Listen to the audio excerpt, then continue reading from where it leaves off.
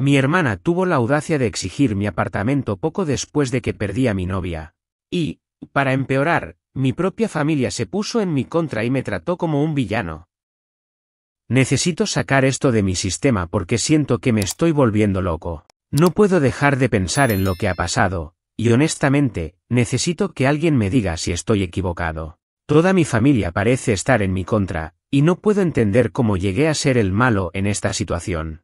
Me llamo Mateo, tengo 26 años y hasta hace unos meses, estaba comprometido con la mujer de mi vida, Sofía.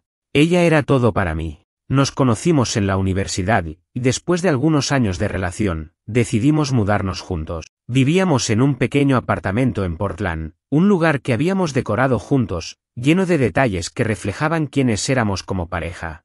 Era perfecto, acogedor, en un barrio tranquilo y con una vista preciosa desde el balcón.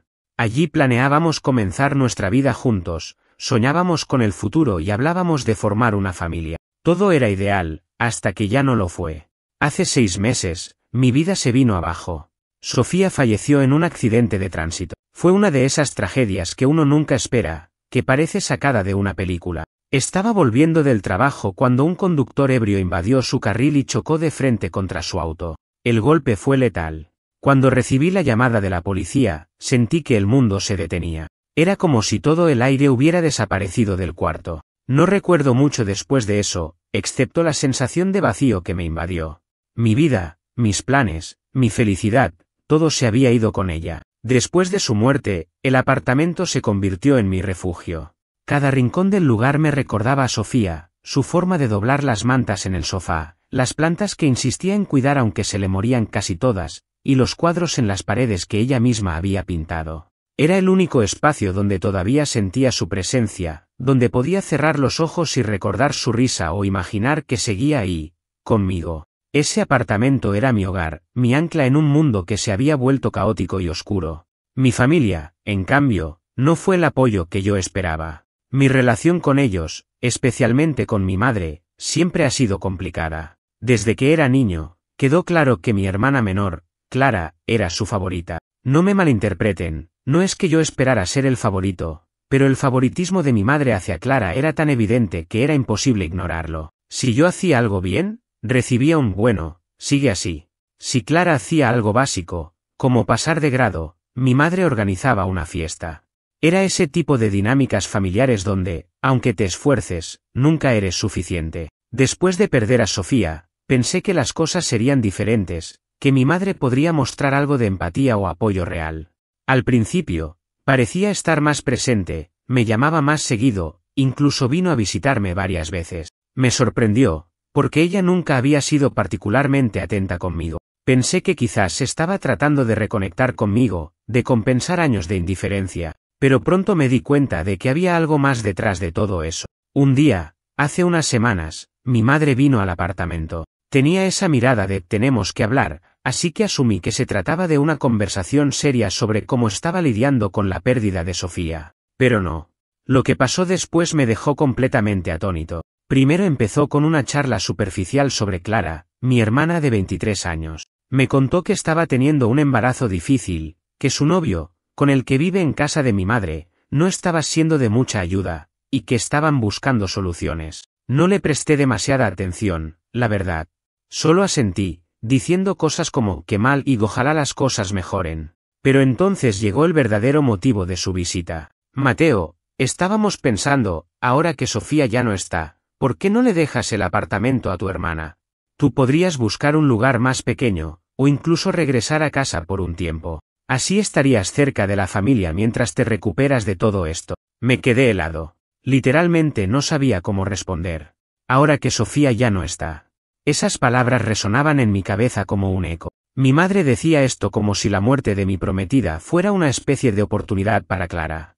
Como si, de repente, el apartamento que compartía con el amor de mi vida se hubiera convertido en un espacio desperdiciado, que alguien más debía aprovechar. Finalmente logré decir algo, ¿y qué se supone que haga yo? ¿Dónde viviría? La respuesta de mi madre fue aún peor de lo que esperaba. Podrías quedarte aquí mientras encuentras algo más. O mejor aún, vuelve a casa. Así podríamos apoyarte más de cerca. Lo dijo como si me estuviera haciendo un favor gigantesco. como si su propuesta de ayuda fuera algo altruista, y no una maniobra descarada para sacar provecho de mi situación. Intenté explicarle lo importante que era ese apartamento para mí, como cada rincón estaba lleno de recuerdos de Sofía, y que no estaba listo para dejarlo. Pero no quiso escuchar. Según ella, estaba siendo egoísta. Clara necesita más este lugar que tú, dijo. Está embarazada, Mateo. Tú no necesitas tanto espacio. Esa frase fue como una bofetada. Como si mi dolor y mi proceso de duelo no importaran porque, al parecer, el embarazo de Clara lo justificaba todo. Me quedé en silencio después de lo que dijo mi madre. Sentía una mezcla de incredulidad y rabia, pero también algo de tristeza, porque me di cuenta de que nunca había entendido realmente lo que significaba perder a Sofía. Para ella, mi prometida era solo una anécdota del pasado, algo que yo debería superar porque la vida sigue, ¿no? Pero para mí, su ausencia era un peso constante, un vacío que no podía llenar. Decidí no perder la calma. A pesar de que estaba furioso, sabía que no valía la pena gritarle. Mamá, dije, tratando de sonar lo más tranquilo posible, este apartamento no es solo un lugar para mí. Es donde viví con Sofía. Donde planeamos nuestro futuro juntos. Cada rincón me recuerda a ella, y no estoy listo para dejarlo. Su respuesta fue un simple suspiro, como si yo estuviera siendo un niño caprichoso. Lo entiendo, Mateo, de verdad, dijo, pero su tono no tenía nada de comprensión. Solo estoy diciendo que tal vez sea más fácil para ti seguir adelante si empiezas de nuevo en otro lugar. Además, piensa en tu hermana. Ella está a punto de ser madre. Tú eres joven, fuerte, y no necesitas tanto espacio. Clara sí lo necesita. Esa frase, no necesitas tanto espacio, me quedó grabada. Como si mis necesidades emocionales, mi duelo, mi vida, fueran menos importantes porque no había un bebé involucrado. Mi madre siempre había tenido una habilidad especial para minimizar lo que me importaba, pero esto era otro nivel. Le dije que no, claramente y sin rodeos. Le expliqué que no iba a dejar mi apartamento, que necesitaba ese lugar para procesar lo que estaba pasando. Ella no lo discutió en ese momento, pero se notaba que no estaba satisfecha con mi respuesta. Pensé que ahí había terminado la conversación. Qué ingenuo fui. Al día siguiente, Clara apareció en mi apartamento. No estaba sola, mi madre vino con ella, como si esto fuera una especie de intervención. Clara, obviamente, había estado ensayando lo que iba a decir. Se sentó en mi sofá como si ya fuera suyo y empezó a hablar. Mateo, sé que esto es difícil para ti, dijo, con esa voz dulce que usaba cada vez que quería algo, pero necesito pedirte un favor. Este lugar es perfecto para mí y para el bebé. Está cerca del trabajo de Tomás, su novio, y el barrio es tranquilo. No quiero sonar egoísta, pero sería un gran alivio para mí poder mudarme aquí, solo hasta que el bebé nazca. Después, veremos. Levanté una ceja. ¿Solo hasta que el bebé nazca?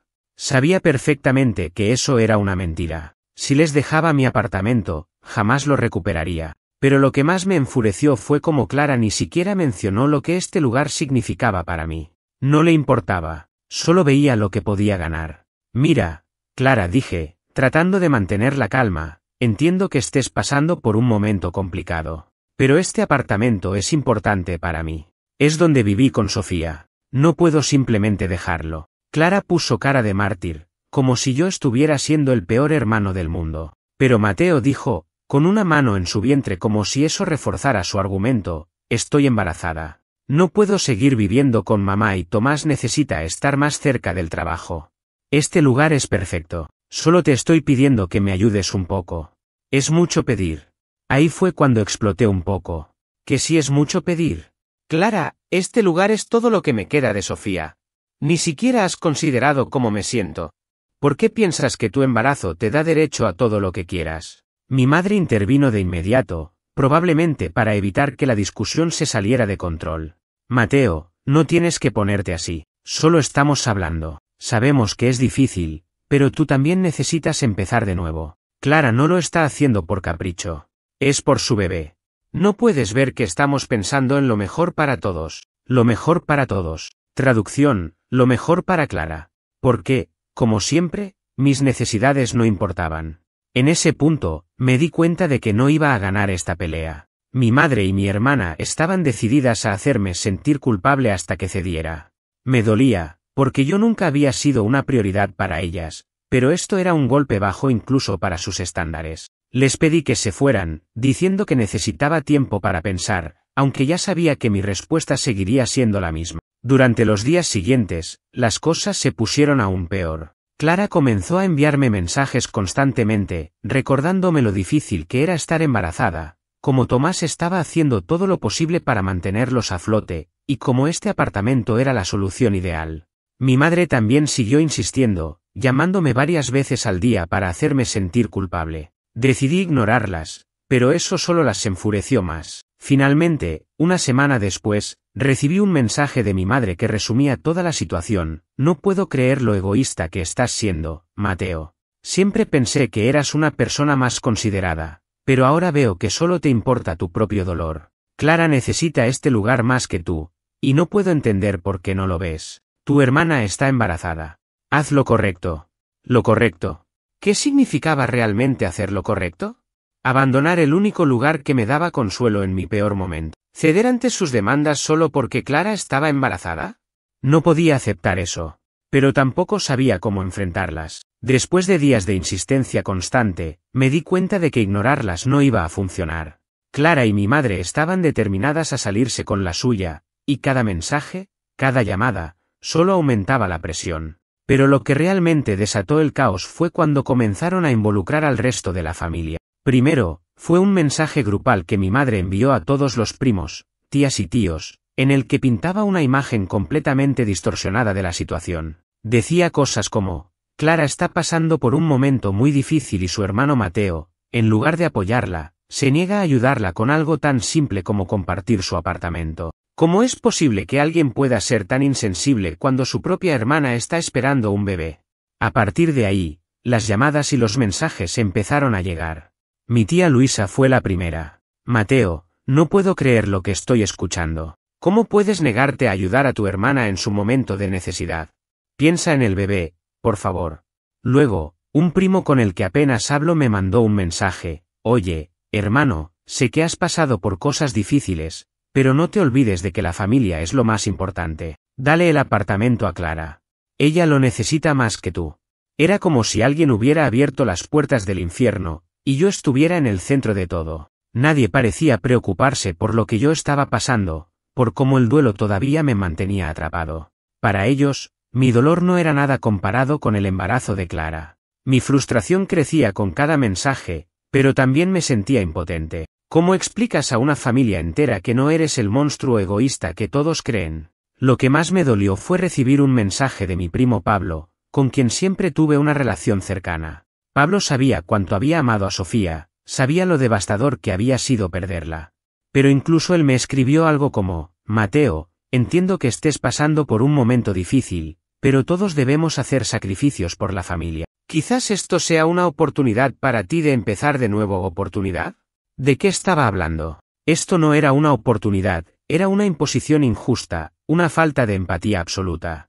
Al final, decidí llamar a mi abuelo. Él siempre había sido la voz de la razón en nuestra familia, alguien que no tenía miedo de decir las cosas como son. Mi abuelo había sido como un segundo padre para mí después de que mi papá falleció, y confiaba en su juicio más que en el de nadie. Le conté todo, como mi madre y Clara estaban presionándome para que dejara el apartamento, cómo habían involucrado al resto de la familia, y cómo me estaban tratando como si fuera un villano por no ceder. Mi abuelo escuchó todo sin interrumpirme, pero podía notar su enojo por la forma en que respiraba más fuerte cuando le hablaba de las manipulaciones de mi madre. Cuando terminé, se quedó en silencio por unos segundos antes de decir, Mateo, esto es inaceptable. No tienes que justificarte con nadie. Ese apartamento es tuyo, y es tu lugar de duelo. Esas mujeres no tienen derecho a pedirte que lo abandones. Sentí un alivio inmediato al escuchar esas palabras. Alguien finalmente entendía lo que estaba pasando. Pero el alivio duró poco porque mi abuelo no estaba dispuesto a quedarse de brazos cruzados.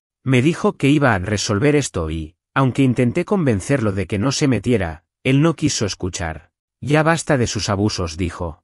Es hora de que aprendan que no pueden pisotearte solo porque no te quejas. Esa misma tarde, mi abuelo llamó a mi madre. No sé exactamente qué le dijo, pero unas horas después recibí una llamada furiosa de ella. Apenas contesté, comenzó a gritarme. ¿Cómo te atreves a involucrar a tu abuelo en esto? No tienes idea de lo que acabas de hacer. Me acusó de ser desagradecido, de no valorar a la familia, y me dijo que Clara estaba llorando desconsolada porque su propio hermano no quería ayudarla. Intenté explicarle que yo no había llamado al abuelo para que interviniera, que solo necesitaba hablar con alguien que me entendiera, pero no sirvió de nada.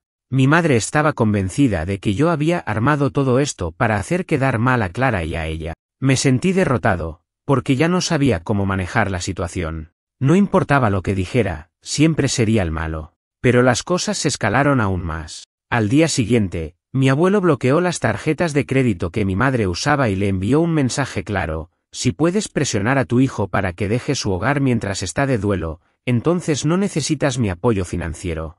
Es hora de que aprendas a vivir por tu cuenta.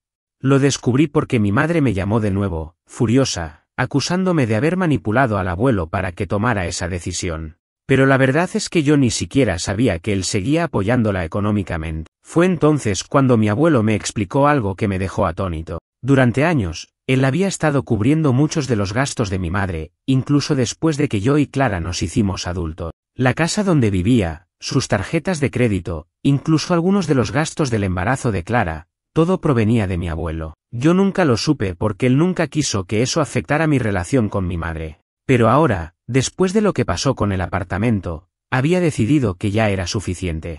Ellas siempre han vivido como si el mundo les debiera algo, me dijo mi abuelo. Y yo fui cómplice al permitirlo. Pero ya no más. Estoy orgulloso de ti, Mateo, por mantenerte firme. No dejes que te hagan sentir culpable. A pesar de sus palabras, la culpa seguía pesando sobre mí. Por mucho que intentara justificarme, había una parte de mí que se preguntaba si estaba siendo egoísta. ¿Debería ceder el apartamento? ¿Debería disculparme con Clara y mi madre para restaurar la paz?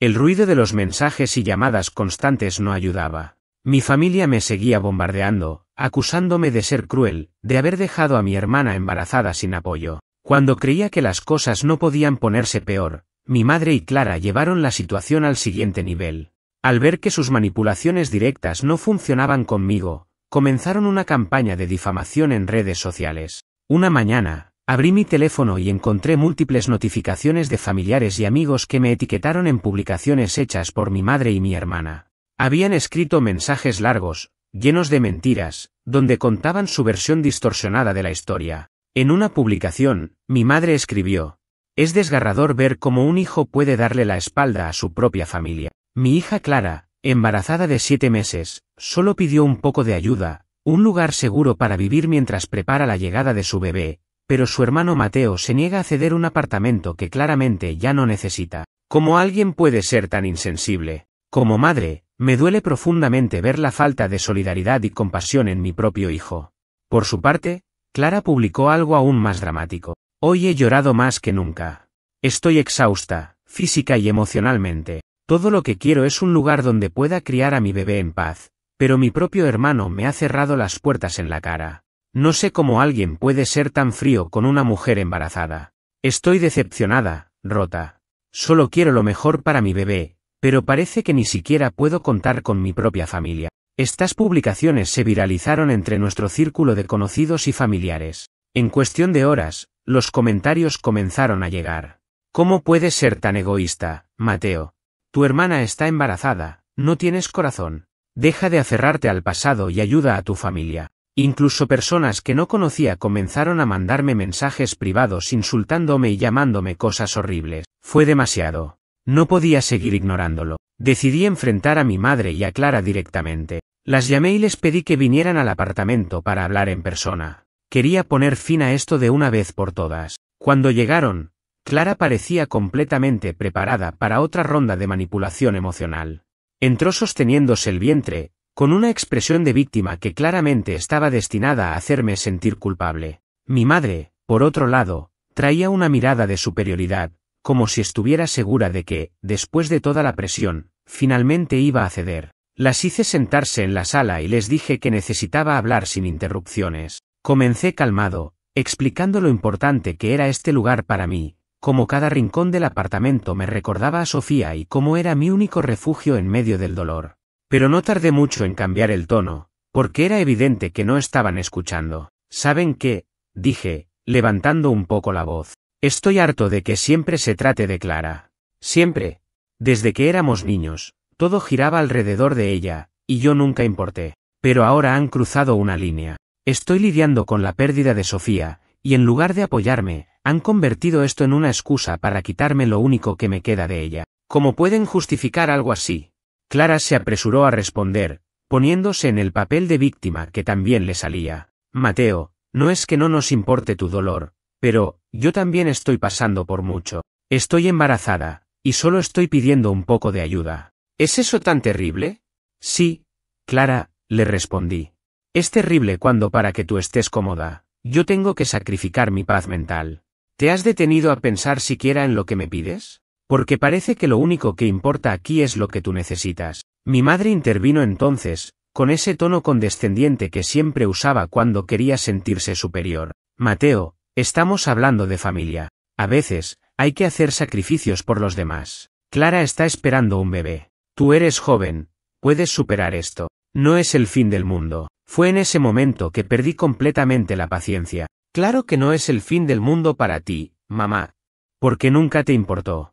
Ni siquiera cuando perdí a Sofía te preocupaste de verdad.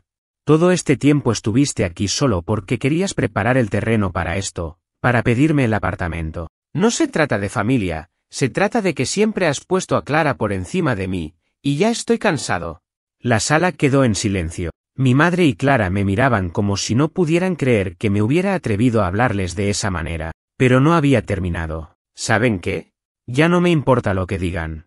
No voy a darles este apartamento. Y si siguen con esta campaña absurda en redes sociales, no tendré problemas en contar mi versión completa, con todos los detalles, para que la gente vea quiénes son realmente. Después de esa conversación, se fueron furiosas. Mi madre me acusó de ser un ingrato y dijo que me arrepentiría de tratar a mi familia de esa manera.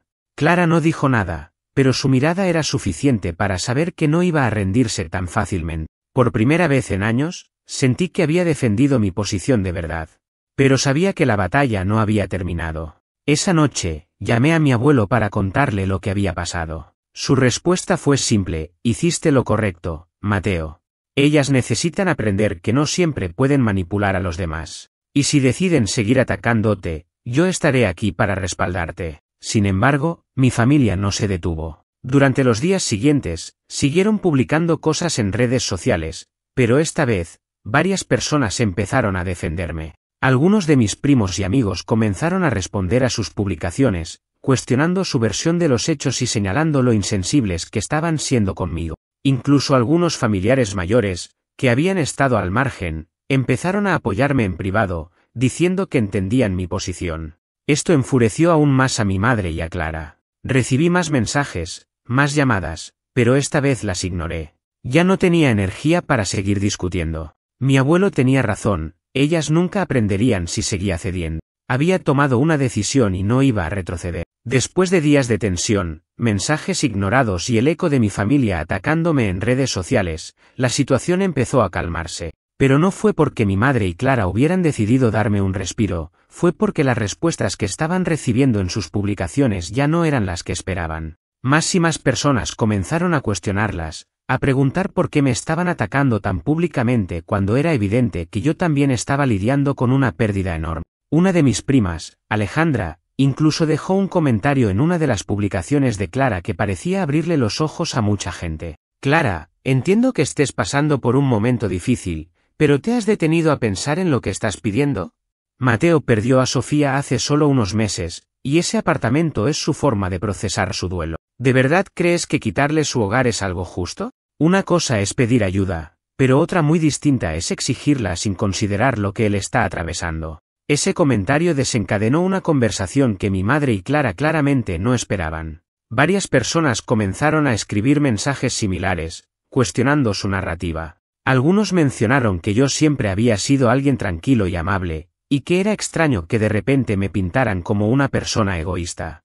Otros recordaron lo mucho que había amado a Sofía y lo devastador que había sido perderla. Poco a poco, la imagen que mi madre y Clara habían intentado construir sobre mí empezó a desmoronarse. Mientras tanto, yo me enfocaba en seguir adelante. Mi abuelo me ayudó a poner límites más claros. Me aconsejó bloquear a mi madre y a Clara por completo, al menos por un tiempo, y centrarme en mí mismo. Al principio, me costó hacerlo.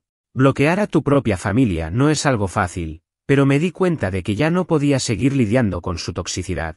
Así que lo hice. Bloqueé sus números, sus redes sociales y dejé de interactuar con cualquier cosa relacionada con ella. En esos días, empecé a sentir algo que no había sentido en meses: alivio. Sin la constante presión y manipulación, finalmente tuve el espacio mental para concentrarme en lo que realmente importaba: mi sanación. Decidí volver a terapia, algo que había dejado de hacer tras la muerte de Sofía porque, en ese momento, sentía que nada podía ayudarme. Pero ahora, con el apoyo de mi abuelo y de algunos amigos cercanos, me di cuenta de que era necesario. En terapia, empecé a trabajar no solo en mi duelo por Sofía, sino también en las heridas familiares que llevaba cargando toda mi vida. Hablar sobre el favoritismo de mi madre hacia Clara, sobre cómo siempre me había sentido menos importante, fue doloroso, pero también liberador. Mi terapeuta me ayudó a entender que no era mi culpa, que no estaba siendo egoísta al defender lo poco que me quedaba de Sofía, y que era válido priorizar mi bienestar sobre las demandas de los demás. Mientras tanto, mi abuelo continuó respaldándome de maneras que no esperaba. Un día, mientras estábamos tomando café en su casa, me dijo algo que nunca olvidaré: Mateo, has pasado por más de lo que cualquier persona debería soportar a tu edad. Pero estoy orgulloso de ti, porque no dejaste que te arrebataran tu dignidad. Esa fuerza que estás mostrando ahora es lo que te llevará lejos en la vida. Fue entonces cuando decidí que era hora de empezar de nuevo, pero a mi manera. Comencé a buscar trabajo en otras ciudades. Siempre había querido explorar nuevos horizontes, pero nunca me había sentido listo para dejar Portland.